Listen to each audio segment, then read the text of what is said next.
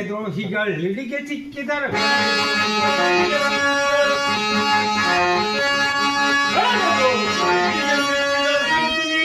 ನಡೆದುಡಿ ಒಳಗೆ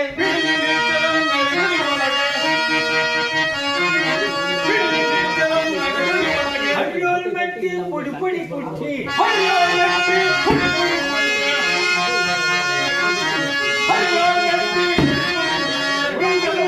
ತುಂಡು ಕೈವನ್ನು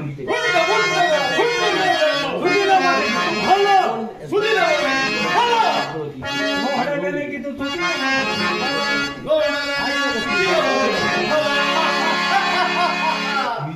ಆಚಾರ್ಯ ಕೈಗೆ ಸಿಕ್ಕ ಶತ್ರು ಹಾಗೆ ಬಿಡುವುದೇ? ಕೈಗೆ ಸಿಕ್ಕ ಶತ್ರುವನ್ನು ಹಾಗೆ ಬಿಡುವುದೇ? ಭೀಷ್ಮನ ತರುವಾಯ ನಿಮ್ಮನ್ನು ಸೇನಾಪತಿಯಾಗಿ ಮಾಡಿದುದು ಇದಕ್ಕಾಗಿಯೋ? ಭೀಷ್ಮನ ತರುವಾಯ ನಿಮ್ಮನ್ನು ಸೇನಾಪತಿಯಾಗಿ ಮಾಡಿದುದು ಅದಕ್ಕಾಗಿಯೇ? ದ್ರೋಣ ದುರ್ಯೋಧನ ಅಷ್ಟು ಮಾತ್ರವಲ್ಲ ಅಲ್ಲ